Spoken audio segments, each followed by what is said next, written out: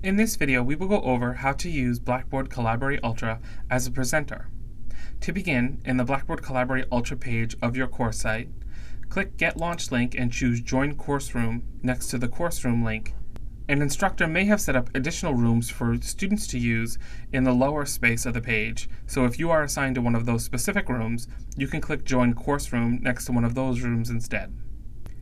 Once Collaborate opens, the first thing most people will want to do is set up their microphone and/or web camera so that other people in the room can hear or see them.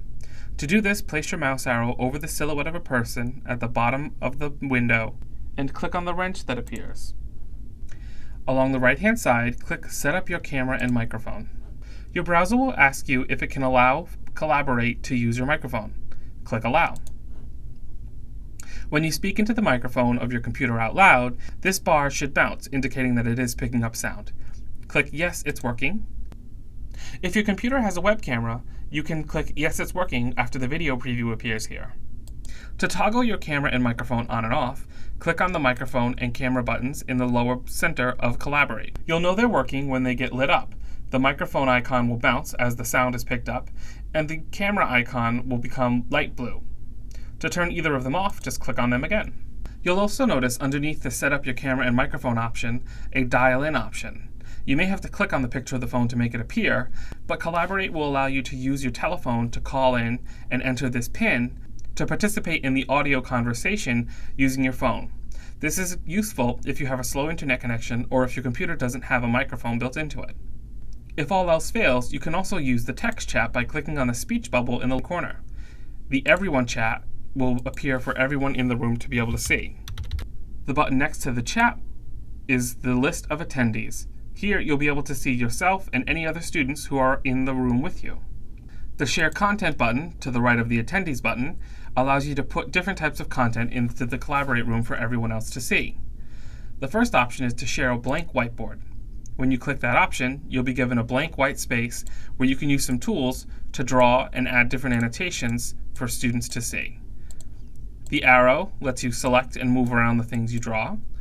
The finger icon makes the students see whatever the pointer finger is pointing at.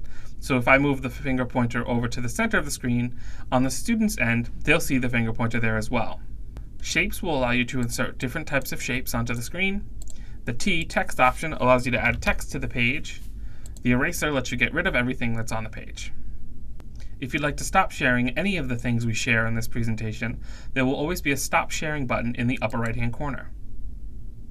You can also share an application. That means you can either share your entire desktop so that students can see what's going on your computer screen, or you can share a particular application on your computer, such as Microsoft Word or an internet browser.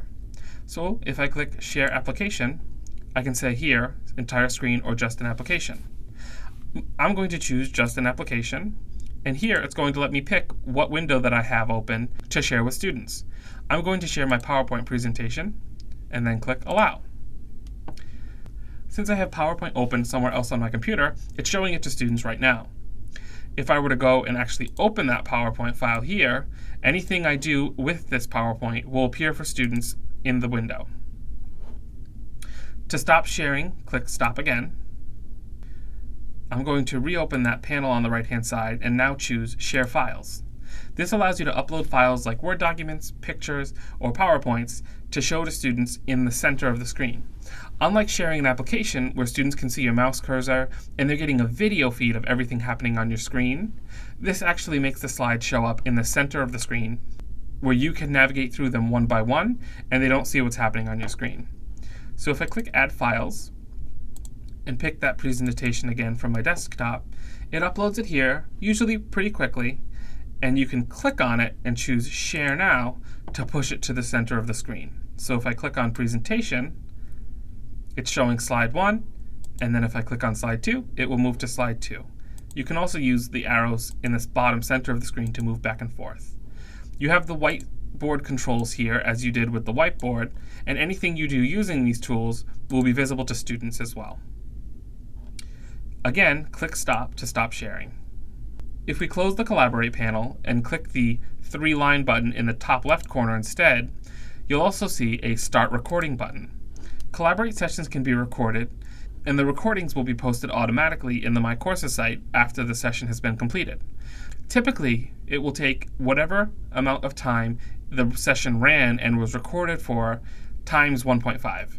So if you did a 1 hour Collaborate session, it might take an hour and a half to 2 hours for the recording to show up after the session has been completed.